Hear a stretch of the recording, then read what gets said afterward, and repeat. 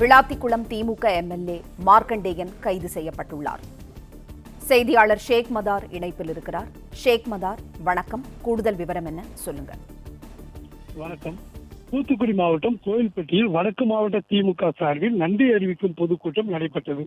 இந்த பொதுக்கூட்டம் முன்னாள் அமைச்சர் கீதா ஜீவன் தலைமையில் நடைபெற்றது. இந்த பொதுக்கூட்டத்தில் விளாத்திக்குளம் சட்டமன்ற உறுப்பினர் மார்க்கண்டேயன் கலந்து கொண்டு பேசும்போது தமிழக முதல்வர் குறித்து அவதூறாக பேசினார். இதைத் தொடர்ந்து அவரது பேச்சு சட்ட ஒழுங்கு சீர்குலைவாக இருப்பதை தொடர்ந்து தமிழக வெற்றி கழகத்தினர் மாவட்ட காவல் கண்காணிப்பாளர் அலுவலகத்தில் புகார் தெரிவித்தனர். இந்த புகாரின் அடிப்படையில் விளாத்திக்குளத்தில் உள்ள அவரது வீட்டில் இன்று அதிகாலை போலீசார் சென்று அவரை கைது செய்தனர். அப்போது திமுகவினருக்கும் அவருக்கும் அங்கு கடும் வாக்குவாதம் ஏற்பட்டது. அதைத் தொடர்ந்து கைது செய்யப்பட்ட விளாத்திக்குளம் சட்டமன்ற உறுப்பினர் மார்க்கண்டேயனை போலீஸ் பாதுகாப்பில் தூத்துக்குடி மாவட்ட காவல் கண்காணிப்பாளர் அலுவலகம் கொண்டு வந்தனர். அங்கு கொண்டு வந்து தற்போது விசாரணைக்காக வைத்துள்ளனர்.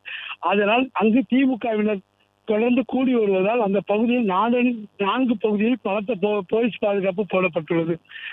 தூத்துக்குடி மாவட்ட காவல் கண்காணிப்பாளர் அலுவலகம் முன்பகுதி, பின்பகுதி மற்றும் மாவட்ட ஆட்சியர் அலுவலகம் நுழைவு பகுதிகளிலும் போலீசார் பலத்த பாதுகாப்பு போடப்பட்டு திமுக யாரும் உள்ள அனுமதிக்கவில்லை மற்றும் செய்தியாளர்களையும் 100 அடிக்கு முன்பே நிறுத்தப்பட்டு அவர்கள் யாரையும் உள்ள அனுமதிக்கப்படவில்லை. இதனால் இங்கு ஒரு பரபரப்பான சூழ்நிலை காணப்பட்டுள்ளது.